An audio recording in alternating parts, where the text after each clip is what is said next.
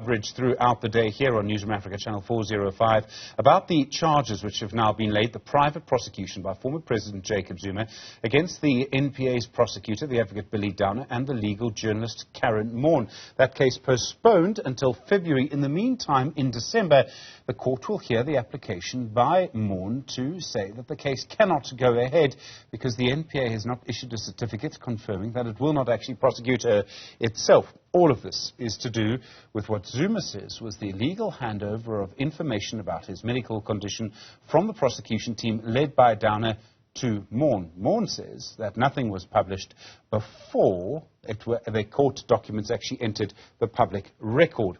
Well, let's speak now to the legal analyst advocate Romeo Nthambeleni. Romeo, good afternoon to you and thank you for your time. As a journalist, I keep wanting to focus on Karyn Maughan, but I think it's important to make the point that this is also about a prosecutor. Billy Downer, as I understand it, this is the first time a prosecutor is being prosecuted by a person he is himself prosecuting. I mean, in our law, this is amazing.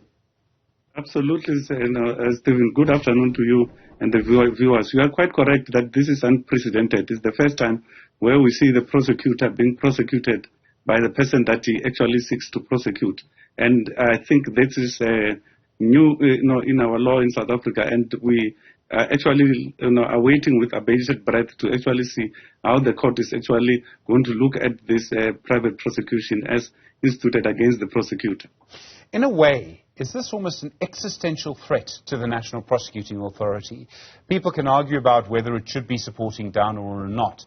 The fact is, if it doesn't, its prosecutors will simply leave, won't they?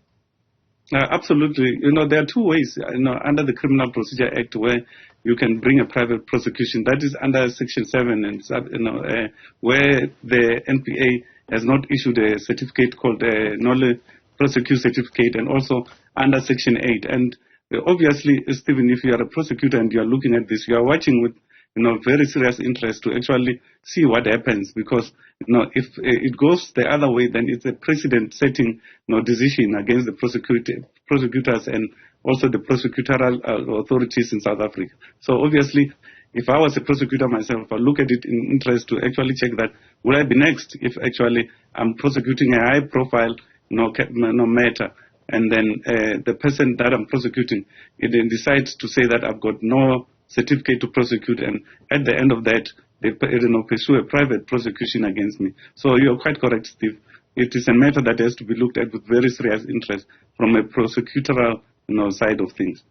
Essentially, the argument from the side of former President Jacob Zuma, as I understand it, is that Downer broke the law by giving Maughan particular information, and that he gave her that information before it was made public.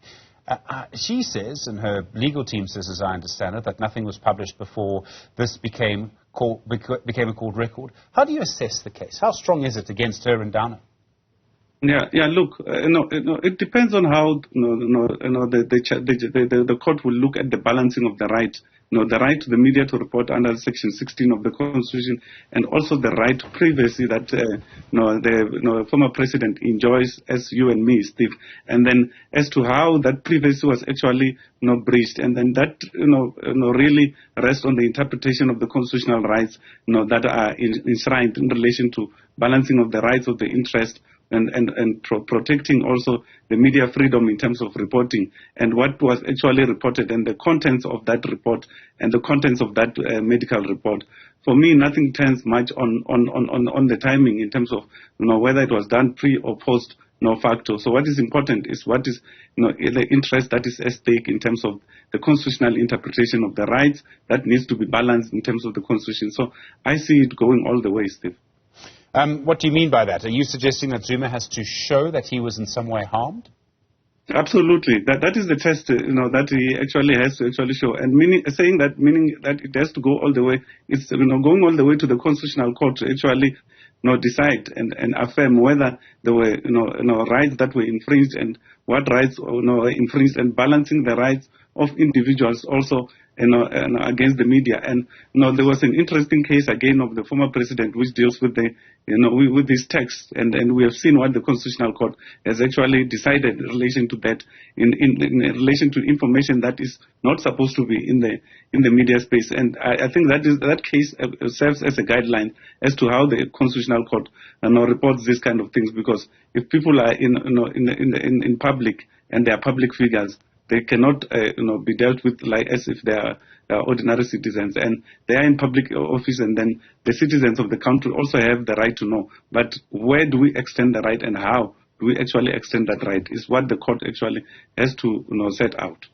Is it conceivable, in your view, that Downer and Maughan could end up being found guilty and having to serve jail time?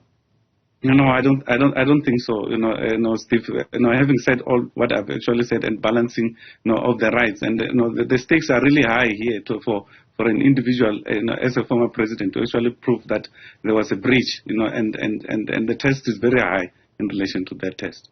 There's this application in December to stop the process. It's been brought by Maughan. As I understand it, the argument is quite a technical argument, and on one level, in that the NPA hasn't issued a certificate saying it won't prosecute. But there are also other arguments. She says, as I understand it, that this application has been brought to harass her, to provide an opportunity for Zuma's supporters to harass her. And look, if you take one moment to look at what's happening on Twitter, Romeo, I mean, the evidence of that may well be there. I don't know how far that gets with the judge, though.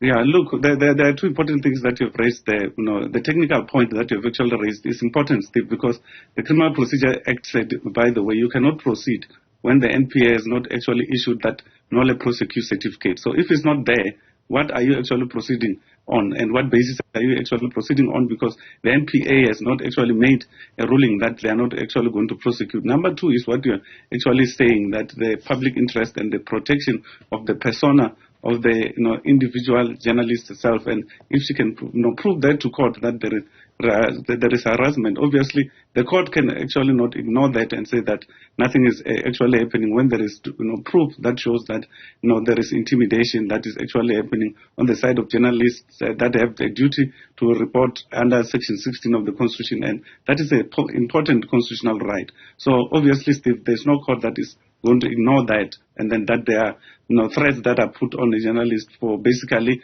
doing the work that they're supposed to do, which is reporting without fear and without favor and without prejudice. Romeo Nthambeleni, Advocate Nthambeleni, as always, thank you very much indeed for your legal analysis. Do appreciate it here on Newsfeed.